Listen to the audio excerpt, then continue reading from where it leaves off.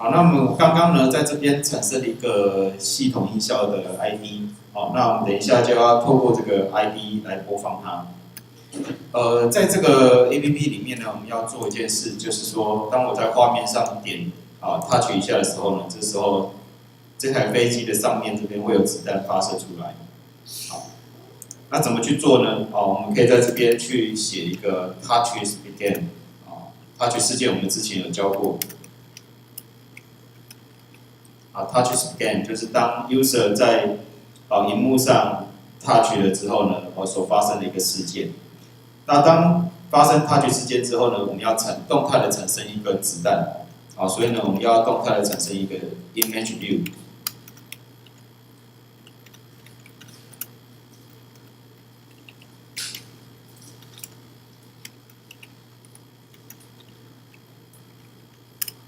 好，然后我们把子弹载入进来。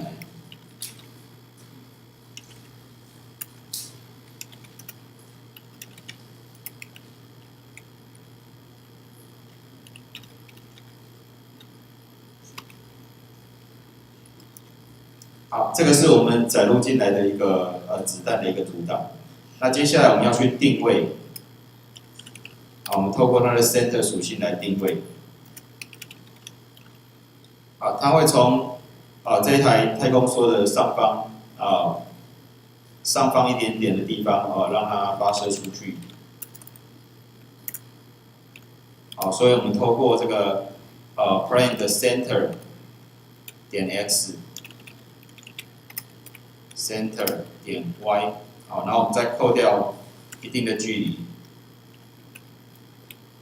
好，这个是子弹初始的一个位置。好，那当然你要让子弹出现在画面上，你要透过这个 add subview 的方式把它加进来。好，这个时候呢，子弹就会出现在我们的画面上。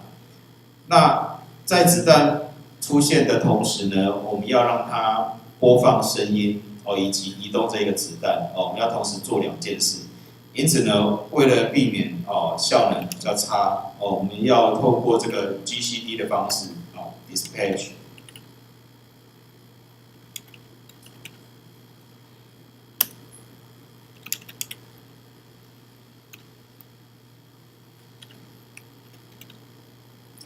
好，这边的写法几乎都是一样的。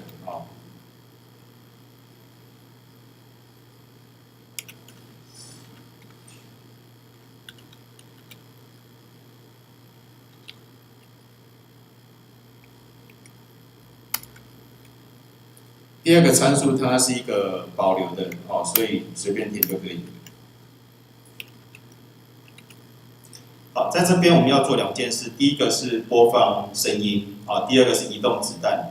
那移动子弹本身呢会涉及 UI 位置的改变所以这个部分我们要放在另外一个 dispatch 的 async 里面。好，那首先我们先来做那个音效的播放 ，audio services， 好 ，play system sound。好，这个是音效的播放的部分。好，第二件事就是去移动我们的子弹。好，那所以呢，我们要在这边产生另外一个 dispatch。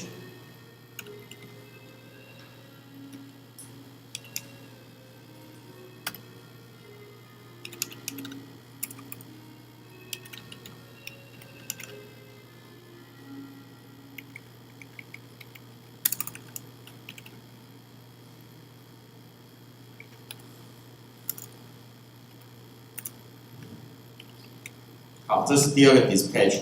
好，那在这个主线程里面呢，我们就可以去做 UI 的 update 的动作。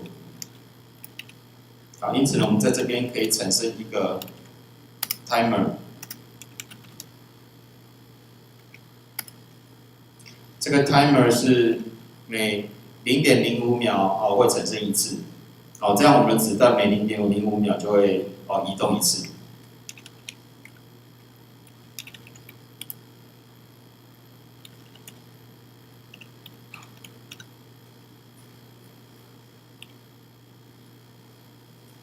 好，那为了让这个 timer 可以取得这个子弹的物件所以我们在这个 user info 的部分好 user info 部分，我们就可以把这个子弹这个物件传过去。好，后面的这个 repeat 是 yes， 啊，这样我们的 timer 才会不断的被执行。好，那么最后一个工作就是移动子弹的部分，哦，这个就比较简单了。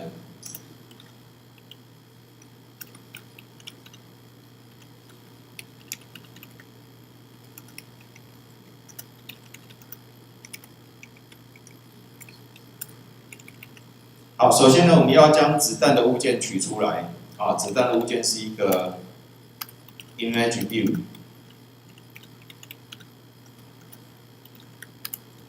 好，那因为我们刚刚透过 user info 传过来，啊，所以呢，我们在这边 timer 的 user info 就是我们的子弹物件。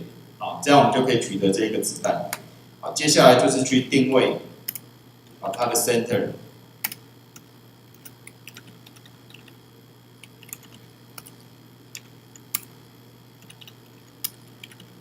好 ，x 值不变，好，那我们改变 y 值。好，假设一次移动10。好，最后呢，当然，你的子弹越来越多的时候，哦，在我们的画面越来越多的时候呢，哦，你有可能你的记忆体会不够用，哦，这时候呢，我们要去判断，啊，这个子弹是不是已经超出边界了。好，如果已经超出边界怎么办呢？哦，我们就把这个子弹移除掉。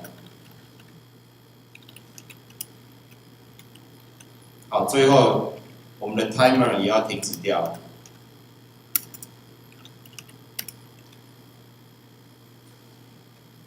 好 ，timer 停止掉呢，我们的子弹才不会这个 bullet 才不会一直被呼叫到。好，那我们来看一下这样的一个效果。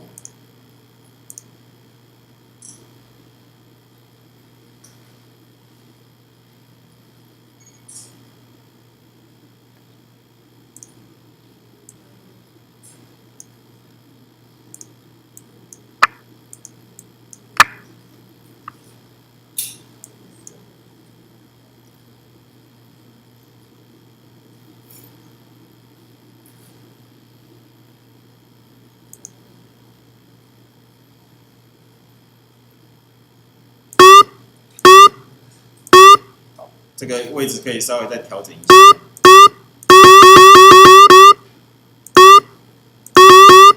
好，那这个音效是老师之前自己用一个软体做的。那个软体我再想一下，哦，我如果找出来，我再跟各位讲。好，那音效也蛮好玩。